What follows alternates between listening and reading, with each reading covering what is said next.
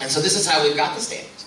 In what sense are these state-led? In what sense do the governors have any say in this? Right? The chief governor, who would theoretically be, who is at the head of the NGA, she pulled her state out of it. Right? There's no sense in which this was state-led. So, for all of Bill Gates' money, and for all of the crony power that these 5 unaccountable people had in overseeing the writing of the standards, how did they get them into your schools? What power did Gates have to put this junk into your schools?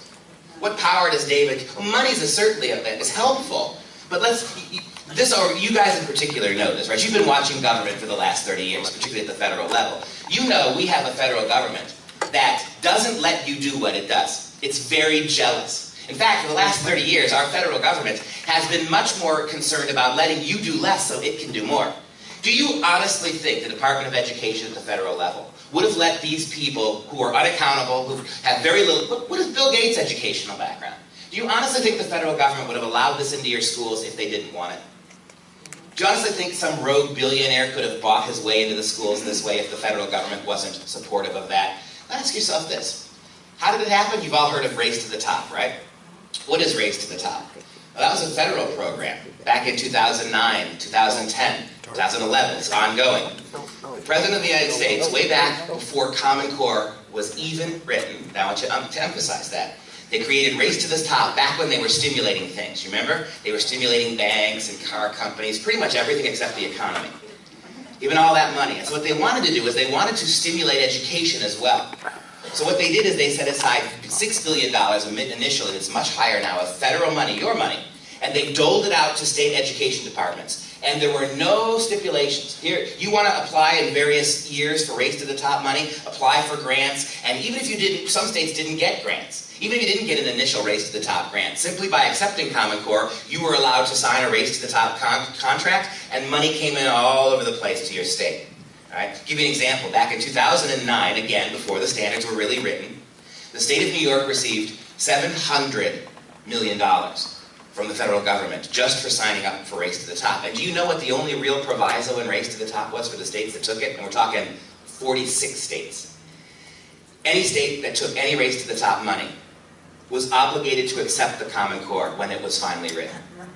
That's how 46 states got it without seeing it. How in the world is this state-led? So simply by taking the money, this is where we ended up here. Not all states got initial Race to the Top grant money, but all states who have Common Core have money coming in from the federal government, and that's the big allure and draw of it. Now ask yourself this question too. How is this not federal? When they tell you it's not federal, they point to that stupid copyright. And you see how careful the copyright is to tell you it's not federal?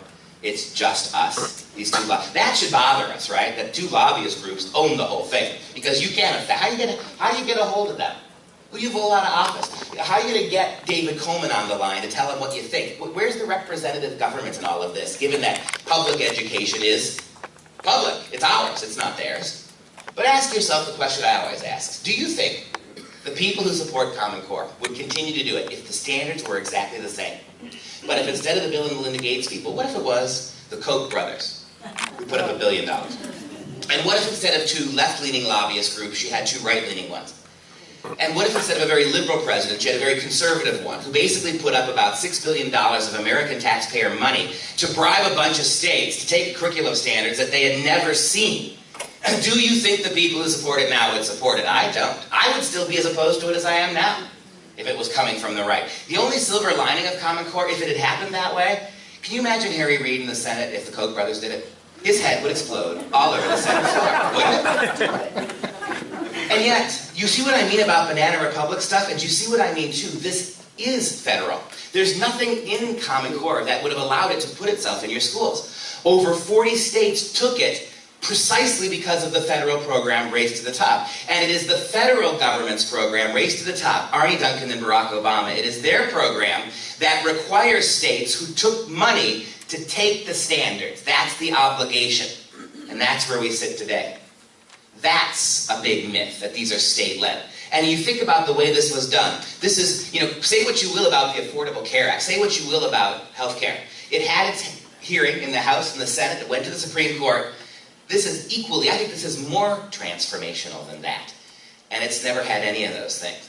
And again, I respectfully insist that the only reason it's in your schools, and if this isn't federal, so you're bribing states to take it, right?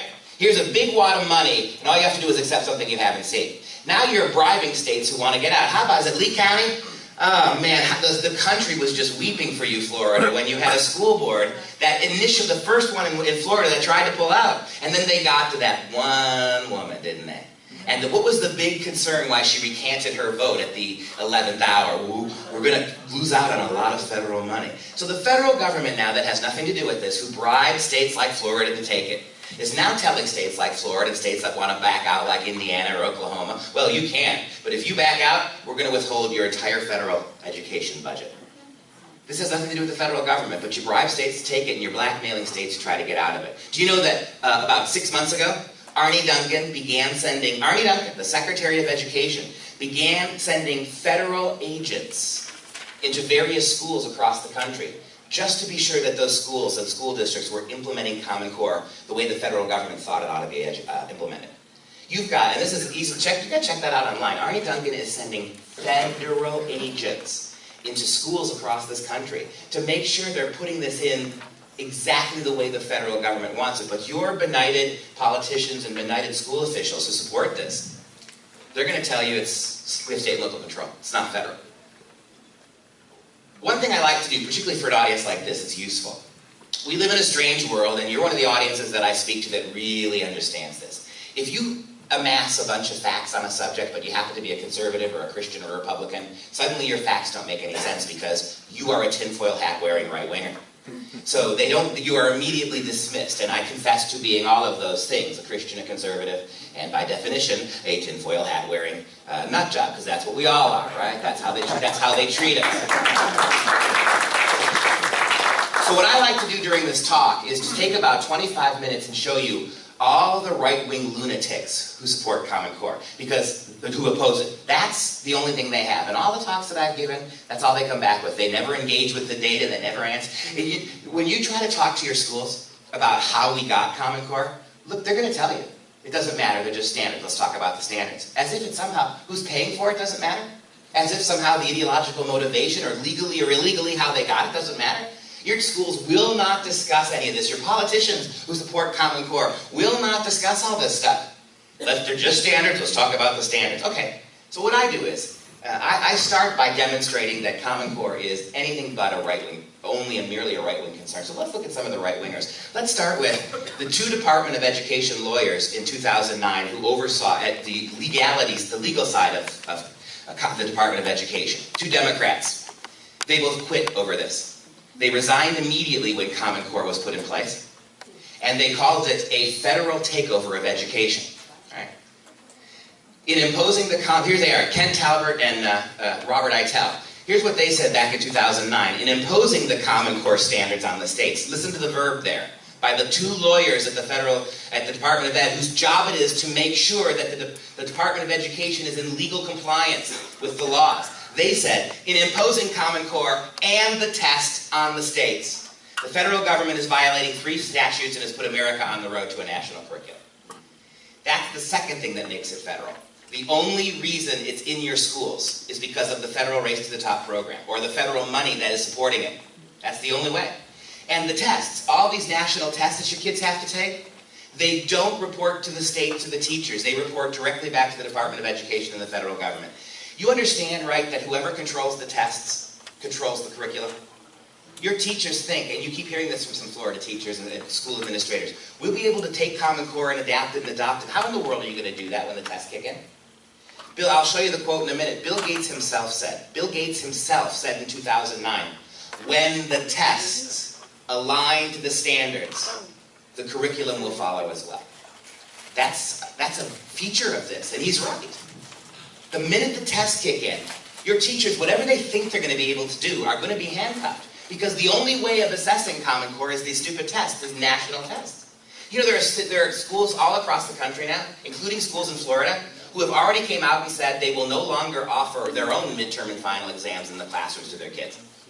In other words, and the argument, well, our kids are going to be testing so much nationally, it's not fair for us to offer our own tests. So Common Core is really just ramping up here, and your schools are already saying, we will not independently test the kids anymore. So the teachers who are teaching your kids will not offer final exams and midterm exams because the kids take enough national testing. Do you see what a ceding that already is of control of who controls your kids? In imposing, notice the verb, forcing the Common Core standards and the test on the states, the government's violating three national statutes and put America on the road to a national curriculum. With respect to race to the top Common Core scheme, Eitel and Talbert, former Deputy General Counsel and General Counsel, respectively, of the Department of Ed, concluded that, quote, these standards and the tests will ultimately direct the course of elementary and secondary study in those states that took it, running the risk that states become little more than administrative agents for a national K-12 program, and raising a fundamental question about whether the department is exceeding its statutory boundaries. Not only did they quit, but the two of them have now written a book together. I haven't had time to read it yet. It's relatively new. It's called The Coming Federal Takeover of Education. But don't worry, your superintendent of schools tells you it's not federal. How about this? How about these right-wing kooks? Help me out. I'm an English professor, but I need your help with words. I'm going to give you 5 words. You tell me if there's any way you can rearrange these 5 words to make it come out conservative. New York State Teachers Union. Any way you could, I'm puzzled, right? Because I want you to look at the dates of the slides I'm about to show you. This starts in January of this year. All the information you're about to see comes from this year, after states have had a little more time to look at it. And New York is exactly in the same boat you are. New York is one of 3 states that has had Common Core longer than the rest of the country. You guys, Florida, New York, Kentucky, you are the 3 rollout states. You are the 3 states that got it and had it in your schools and had the textbooks well before Wisconsin and Ohio and most of the rest of the states had it. You've seen more of this. Right? And New York is a much more progressive state than you are. And they're now struggling with this. And it's not just, again, us right-wing lunatic types that are struggling with it. In January of 2014, here's what the New York Teachers Union did. The Teachers Union, the board of New York State Teachers Union on Saturday unanimously voted to withdraw support for Common Core standards as they are being implemented, and they declared no confidence in the superintendent of schools who brought them there. The New York State United Teachers, a union that represents more than 600,000 educational professionals in New York, is also asking the State Board of Regents to fire State Education Commissioner John King, the man who brought it to the state. And although the union previously backed the standards, the union says it will not support the benchmarks, either as implemented or interpreted. That's big. We're not taking, we don't want your standards, and however you try to tweak them, we're not going to want them then if you mess with them. We don't want them. That's huge when you think about it.